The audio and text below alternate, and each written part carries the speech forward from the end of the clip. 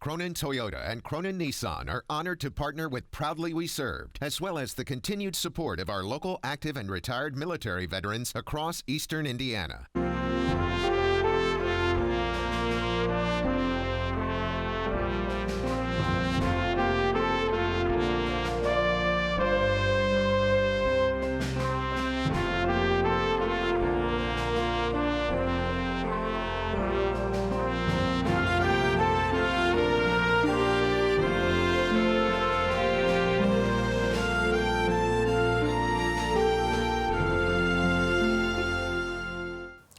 I'm Al Bledsoe, Veterans of Foreign War, Post 1108.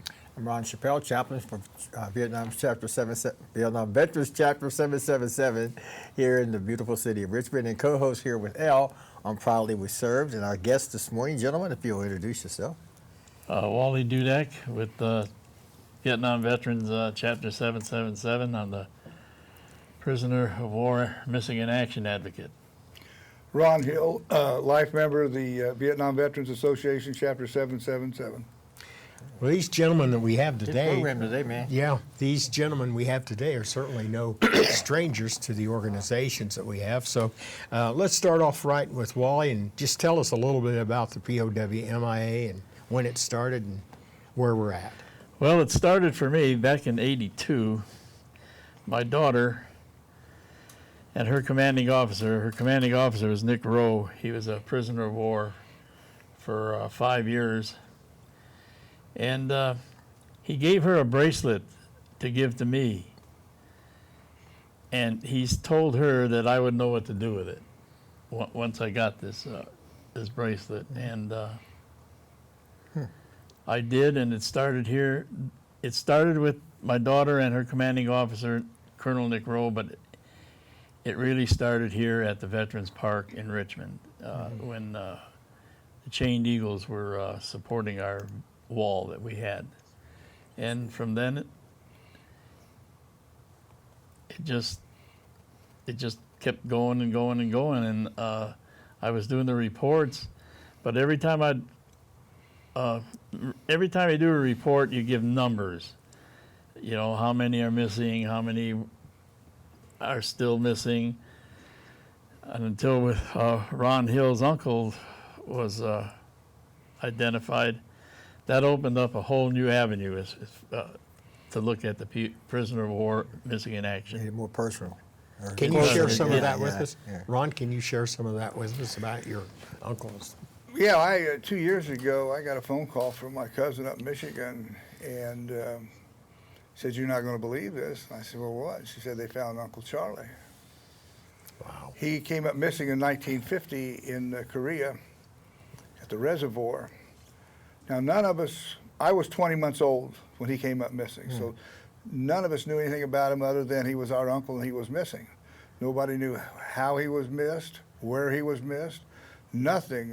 My grandmother and my dad and all the brothers and sisters for years and decades tried to get information on him, and all of a sudden they found his remains in 2004.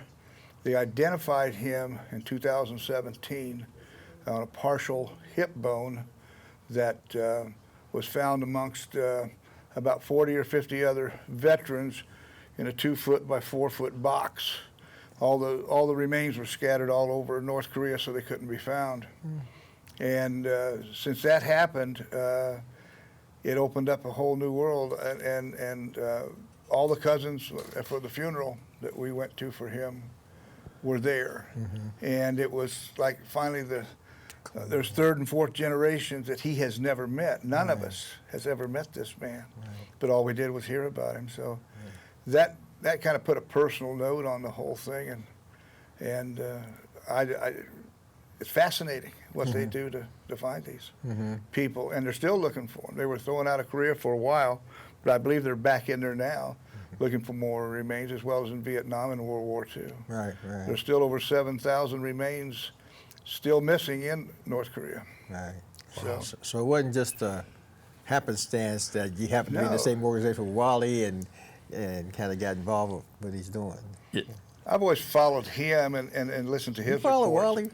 Wally? Yeah, well, it's easy to find. Yeah. But he always did a monthly report at the Vietnam Veterans Yeah. Association. Yeah, you know, Sure. you guys know, and always did a very good job of it. And like he said, it was just numbers. Until there was a personal note put on the thing, it made a big difference. Big difference. And so I told him I'd come here today and help him any way I can on that. Well, one thing I know, the first time I met Wally, was he really has a passion for this. And boy, when you got a passion for something, just like Ron just spoke about his uncle, boy, that hits pretty close to home. And once you do that, it's almost like that energy or whatever went off, and right away you're wanting to do something. So. Yeah. So, Wally, now have you been in the direct process of notification? Like if someone in this area is found, do you get involved with that, or? I was when Matt Maupin in 2004, when he was captured, got to meet the family, and we talked about it, and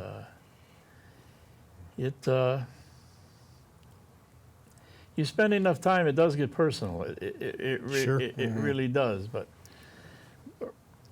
I have to say, Ron's uncle's case, that flipped my lid. I tell you, that was it was like manna from heaven when I got this information from him, because you can go around, like I say, giving numbers. How do you arrive at that number? Okay, there's a like you said, it's an intense program to get these guys identified, and SILHI does that's the Central Intelligence Laboratory in Hawaii. It's called SILHI. They do a terrific job, but they don't give out the information to us like they gave out to Ron's family. You know, there's a lot of personal information and all the things that they go through. I mean, it's amazing. It's truly amazing. Does Vietnam help us find the men that are missing over there? Do they help in any way with that? I mean, we have, I would think, a pretty good relationship with Vietnam.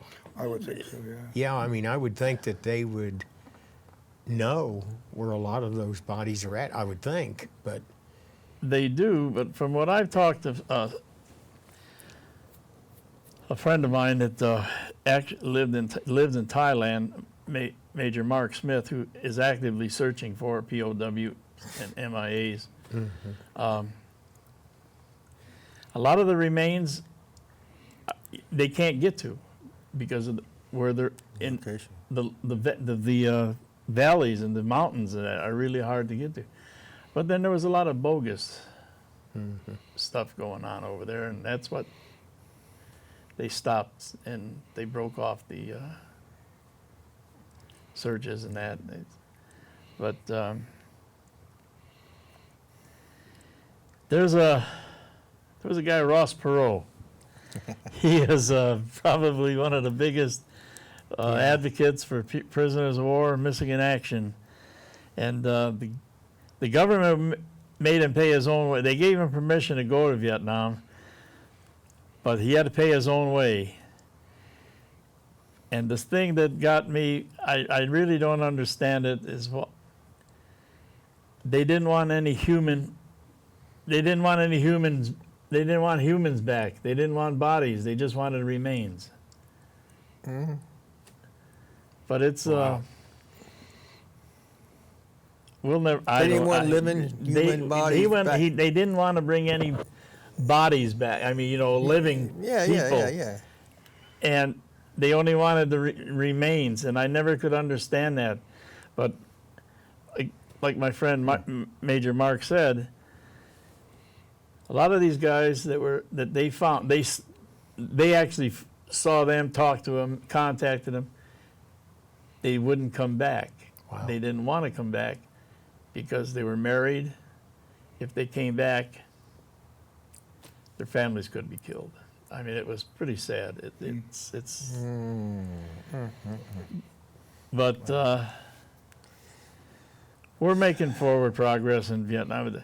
In Korea, just this past 3 days ago, they found 25 more remains were sent out to the laboratory for They're still identification. letting us dig in North Oh, Korea?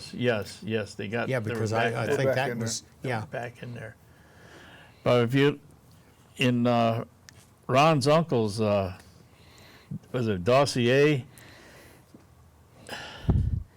Man, they have grave sites. They have positions of the bodies, and it's unbelievable what they go through to get to that number. Wow. And it's very impressive.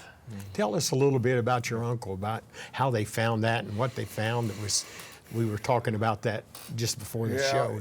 That's interesting. In 1950, when he came up missing, they were in the Chosin Reservoir, and they were outnumbered by Chinese soldiers, and almost 5-1. And 2/3 of his unit was wiped out, Wow. along with 700 South Koreans. Nobody actually saw him die. He just came up missing. I have a cousin who contacted people that were with him that day and prior to that had talked to him, but they didn't see him disappear. He just was asked for volunteers to go guard this bridge, and I guess he picked up a Grand and then 1 Grand rifle and took it with him, and that's the last they saw of him. But it was 30 degrees below zero and a wind chill factor. He had no winter clothing, not much because they'd been ambushed and all that stuff was taken away from him. Wow. So at the end of the war, they thought he might be in a POW prison camp. So they checked all the paperwork as they were releasing soldiers from those POW camps. He was not on anybody's list. So in December 31st, 1953, they pronounced him as a POW-MIA. Had no idea where he was at. So the family fought it for years and trying to get government. But the biggest mysterious about Uncle Charlie was that he fought on every island during World War II, from the beginning to the end. He was in the military before World War II started. And he was on every island up to the last one when World War II ended. I can't find any records. I have his final muster pay, where he got his last check for being in there. But all of his records were destroyed in the fire at St. Louis. So trying to put this man's eulogy, I gave the eulogy at the funeral, and trying to put all this information together when we never saw him. I've never had a spoken word with him. He did mention my name and my brother's name in a letter to Grandma. He saw a picture of us. We were 20 months old. My brother was probably 30-some months old. And he says, I probably won't get to see these guys until they're grown men. And how did he know that we'd be grown men to see him there? So I learned a lot about him and a lot about the process, because when they called us on it, we had to meet with the colonel from the grave registries. And they came to Detroit. This is where all my cousins live. So I went up there and had the meetings there, and they gave us a choice of any national cemetery, including Arlington, to put him into. And we all kind of decided that let's put him in Michigan along with his brother in a national cemetery. And they arranged everything. And they go through the book and how they found his remains. When they found the remains, they cross-checked him with his 2 brothers. They took 2 brothers had given up their DNA and kept it on file, so if a part was found, and of course all his brothers and sisters are gone. And the ironic story of the whole thing was that he was the oldest of 8. He was the first to die, but the last one to be buried. All of them were.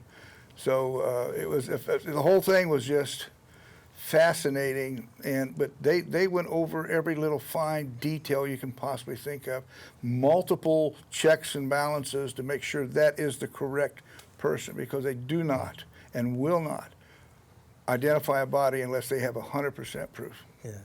And that book, as you can see, is about 1 inch thick. That's all dedicated on how they do just one person. Wow. They show the grave sites, multiple grave sites where other soldiers have been buried, remains. It's fascinating how they do that. You know, I just figured, well, here he is, and they couldn't do this, none of it without DNA. because a lot of their dog tags were gone. They Oh, were yeah. the Chinese took them off. Yeah, yeah. And so they didn't want anybody to know who these remains were, and they scattered them all over North Korea. Yeah.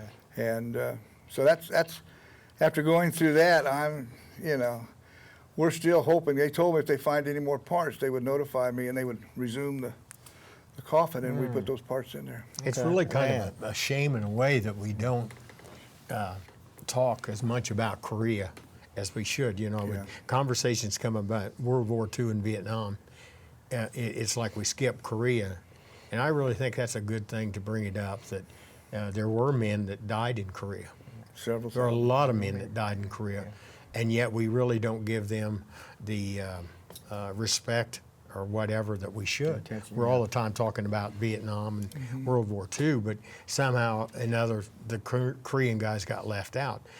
When I first come to Richmond, I had a couple of in fact, a guy that worked for me for 20 years was a Korean guy. He had lost a lung and eventually gave up. That's eventually what has caused his death. He just got to the point he couldn't breathe. And he went through all those frozen times and all that. I mean, he used to tell me stories, I mean, it's just unreal. And yet, we don't really talk about that enough. I think that we should talk about it more. Right, right. I think the reason is because World War II was the last war we won. Every war after that was not designed to win. That's It right. was considered police actions. That's right. And that's Right. why it got forgotten. Well, that's the same way as Nam. You know, it never was declared a war. No. It was always considered a conflict. Yep. That's Yeah. right. So, Police action, but I didn't see any yeah, cops. police action. Initially advisory. A lot of good capacity. men, a lot of good men lost their lives to police action. Yeah. So, Hey, forgive me for my tunnel thinking here, but you mentioned your uncle's mustard pay. And I'm just curious, would it be too much to ask you what that was? I could look it up. It wasn't very much. Yeah. He was a private and he didn't get paid very much. Well, I just, people don't realize how little. Yeah. I think it was like $1,200, $1,300, something like that. I mean, again, I could look it up. There were so many facts and figures. I can't remember everything. And yeah, it wasn't very much. Yeah. But he probably blew it in about 2 weeks. Oh, yeah. Wally, tell us a little bit about locally, the POW-MIA, our chapters at 777, and we meet every month. We talk about people that have been found. Locally, what are we doing? And Wally gives a good report, too. He does. Yeah. He does. Yes, he does. Well, I'm working on a paper that's just going to focus in on the POW-MIAs from Indiana. And there aren't many. If there are many around here around this area, they're not giving up they're not talking about it. That's one of the hardest things about this, approaching people. If I can go back, some of the interesting people I met since I've been doing this. I met a guy from the Bataan Death March. Wow. That was Gee. unbelievable. And a fella in our town, where I live in New Madison, Ohio, he was a POW from Korea. There were a couple here.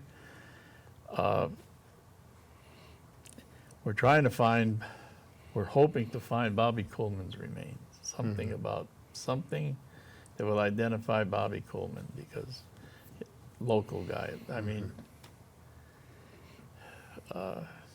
it's just tough. It is tough, but we'll keep going and we'll get it straightened out. Maybe not in I know not in my lifetime, but I'm an old man. Well, if Korea, though, has given it up to the point where we can go over there and actually look for remains and stuff like that, that's huge. Because, see, they wouldn't do that before, would they? See, Korea, the nice thing about Korea is the fact it has a winter and it preserves those bones and other Sure. stuff inside. Where Nam, Yeah. it's hot and everything deteriorates, and after 50-some years, most of those bones and stuff are probably Yeah. deteriorated. Yeah. It's going to be harder to find. That's right. But the identification laboratory, they're turning out more from World War II and Korea, and it's really sparse now for Vietnam. I don't know why.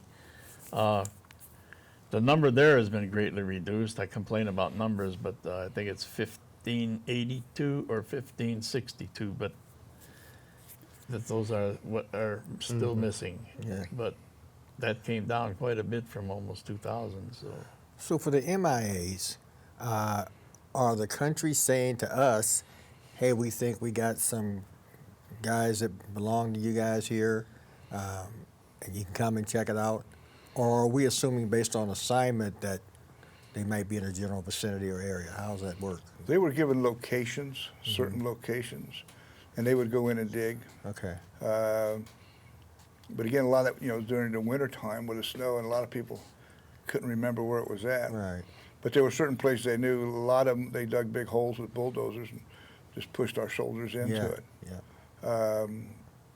So it's a lot of the places were some of the people who had lived in there, from what I understand. The government, it was not very healthy in North Korea to help them find a lot of these burial sites.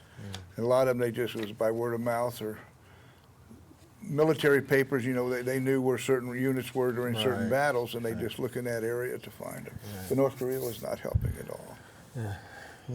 Yeah. That's a shame. Because there's a lot of people out there, like we were tickled to death to have all this put to rest now. Yeah. None of us really thought much about Uncle Charlie, because it was just a name. We never saw him. We never was around him. Right. And you wouldn't think today that we'd still have POWs. Yeah. That people are still holding hostage some of our Do we have soldiers. many? Do you know what missing in action? There's Yeah, that's one. Yeah. That's a totally different thing than POW. There are still live prisoners of war. But like I mentioned earlier, they did not want to come back. We had sightings, like I talk about this Mark Smith, and there was another fellow, Buzz Parrish. They left the U.S. to go to Thailand and look for these guys. They lived in Thailand, and they went into Vietnam to look for these, and they found them. Yeah. But when they notified their superiors, they were blown off. They were blown off. And Buzz, when Iraq broke out, and he was under contract with the government to go to Iraq and look into the POW and MIA situation over there. And when he came back and gave them all their all the findings, what he had determined, they just seemed to back away from it. And then the incident with Matt Maupin, and we'll never know why, but Yeah. it's if they determine it isn't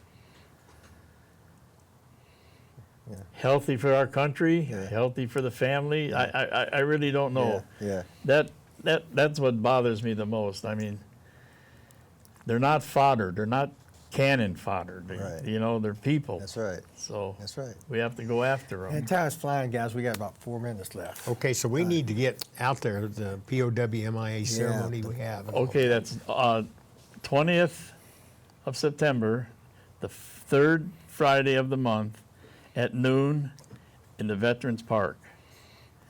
I will put on a little ceremony, 15 minutes. I keep them short because I am short. No, Good player, Wally. and I didn't say a word. I'm trying to stay away. I'm trying to stay away from numbers this time. I've been working on a project, and hopefully I'll have it done. I know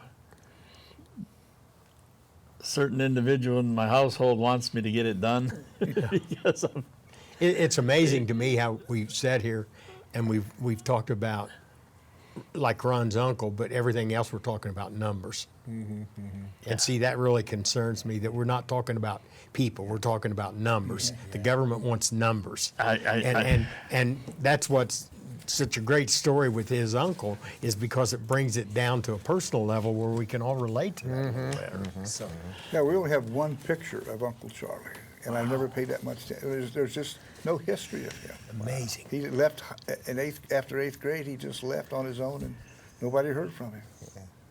So, Speaking of pictures, we want to thank Wally for Ron. Some of the pictures you provided for what they've been able to show on the program while we're talking here. So, thank you guys so much.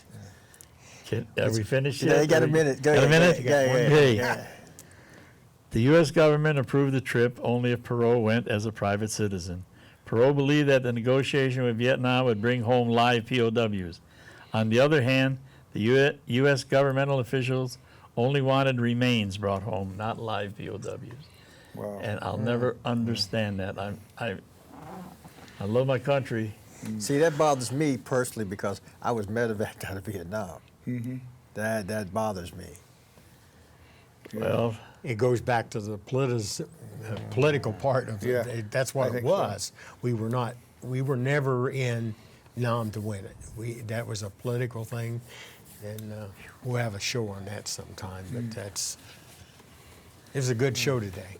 Yeah. Thank you for that, and thank you for the information Yeah, on your guys. uncle. That Yeah. was Be glad to to. me that That was was- really yeah, interesting. good. Yeah. If anybody needs to know more or something, let me know, and I'll be more than glad to give the places they can go and contact. Okay. How do they Look get at a hold of you somebody. guys? What's the best way? What's the best way? Got a Just phone number by and phone, email? phone or email. Okay. And I'm not giving out either one. He's a private citizen. I'm a private. So I'll leave my business cards. yeah. You'll leave your No, business cards. The studio has my information. Well, and The they studio can has go, Post 1108 will have your information too, won't they? Yeah. They can get a hold of you there, get information. Okay. to you, so. That's All it. right, so if you know anybody, folks, that may have an interest in what these guys are doing, get a hold of them, Post 1108 or Wally's business card or Ron's. And never forget. Yes. Never forget. Never forget. Yeah. That's a good, All right. good time to end it. All right, Yep. hey, we got to go out of here. Thanks, folks, for watching. Thank you. Proudly we serve. See you next time. Bye-bye.